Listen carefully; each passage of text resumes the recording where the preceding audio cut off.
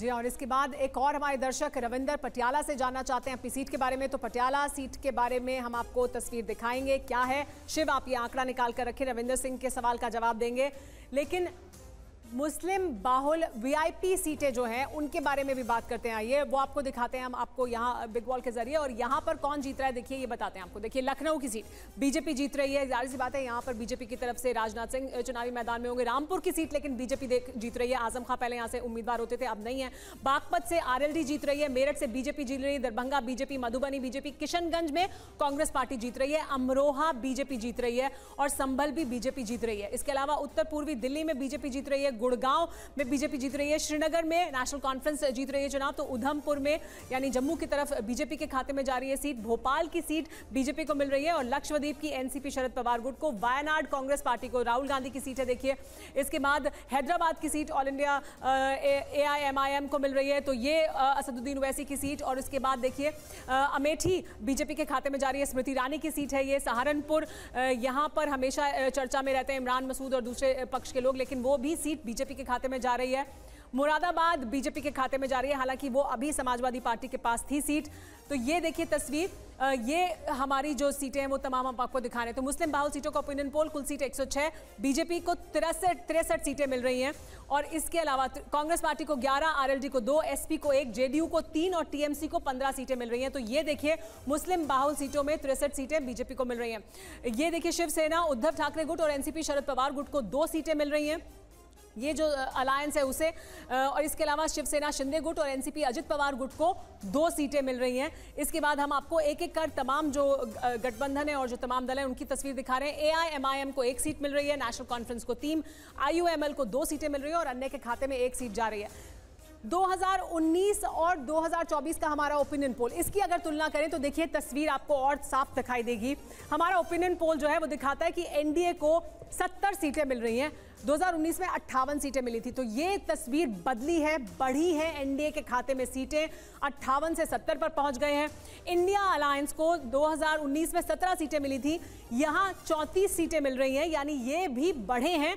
लेकिन कम कहां से हुए हैं देखिए, अन्य के खाते में पहले 31 सीटें थी और अब 2 सीट आ रही हैं। तो देखिए दोनों बढ़ रहे हैं, लेकिन ज्यादा बढ़े हैं जो एनडीए गठबंधन है वो ज्यादा बढ़ रहा है और यहां जो इंडिया अलायंस है उसके खाते में भी सीटें बढ़ रही हैं। लेकिन अलायंस का फायदा भी मिल रहा है क्योंकि अब अलायंसेस अलग तरीके से किए गए हैं। इस बार इंडिया अलायंस में वो दल भी साथ में हैं जो पहले साथ में नहीं थे और इस वजह से भी तस्वीर बदलती हुई दिखाई दे रही है।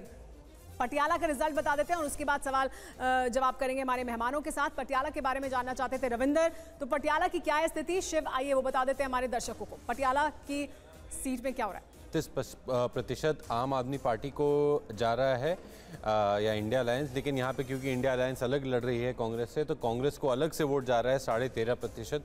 तो आप ये भी सोच सकते हैं कि अगर साथ में होते तो क्या होता। भाजपा को यहाँ पे सेकंड प्लेस पे है करीबन 25% वोट और एसएडी यहाँ पे करीबन 13% वोट है। यहाँ पे अनडिसाइडेड वोट 17% पे है। जी हाँ, तो बड़ी संख्या है अनडिसाइडेड वोटर की भी 17%। हमारे एक और दर्शक जानना चाहते हैं अपनी सीट के बारे में, अक्षत जबलपुर के बारे में, मध्य प्रदेश के बारे में जानना चाहते हैं, वो बताएंगे। लेकिन शाजिया, बार बार एक बड़ा सवाल होता है कि आप ये कह रहे हैं कि शामिल किया जा रहा है, लाभार्थियों तक हम पहुंच रहे हैं, लेकिन उसके बावजूद रिप्रेजेंटेशन की जब बात आती है तो वो नहीं दिखाई देता है। ये इस सवाल का जवाब कब मिलेगा? क्या बीजेपी में वो रिप्रेजेंटेशन, प्रतिनिधित्व भी देखने को मिलेगा या उसकी जरूरत नहीं है? पॉलिटिकल रिप्रेजेंटेशन की जरूरत नहीं है, आपको लाभ मिल रहा है, आप शामिल हैं नीतियों में, इतना ही काफी है मुस्लिम समाज के लिए, उन्हें पॉलिटिकल पार्टिसिपेशन नहीं मिलना चाहिए? नहीं, पॉलिटिकल पार्टिसिपेशन है सब पार्टियों में, लेकिन हर एक पार्टी रिजर्व करती है उस राइट को, उस अधिकार को कि वो किसको सामने रखना चाहती है, उसके लिए क्या है। लेकिन जब वो जो भी पार्लियामेंटेरियन या सांसद या विधायक सत्ता में होता है, राज में होता है, तो उसका क्या फर्ज है, वो किस तरह से निभाता है, क्या उसका क्या धर्म है कि जितने भी हिंदू भाई हो, मुसलमान भाई हो, सारी जातियों के जो उसके नागरिक हो, उनको बराबरी से उनके लिए काम किया जाए। तो हमारे देश में सेपरेट इलेक्टोरेट तो है नहीं कि हिंदू हिंदू को वोट देंगे, मुस्लिम्स को देंगे। ऐसा कोई था नहीं। नहीं बिल्कुल शाजिया, ऐसा कुछ नहीं है, लेकिन फिर भी हर जाति के लोगों को शामिल किया जाता है, ओबीसी समुदाय से लोगों को शामिल किया जाता है, उनका रिप्रेजेंटेशन बढ़ता है। ये कहा जाता है कि महिलाओं का रिप्रेजेंटेशन बढ़ना चाहिए, फिर तो पुरुष भी महिलाओं के लिए सब कुछ कर सकते हैं। उसके बावजूद क्या जरूरत नहीं है रिप्रेजेंटेशन की? ये था सवाल। आगे बढ़े, हमारे दर्शक जबलपुर के बारे में जानना चाहते थे, आइए वो बता देते हैं। ये आखिरी शहर जिसके बारे में हम बता रहे हैं अपने इस ओपिनियन पोल में, इस वक्त जबलपुर मध्य प्रदेश में बीजेपी आगे, कांग्रेस पीछे। शिव, इसका भी ब्रेकअप जल्दी से हमें बता दें। 72% पे है भाजपा हमारे ओपिनियन पोल के हिसाब से।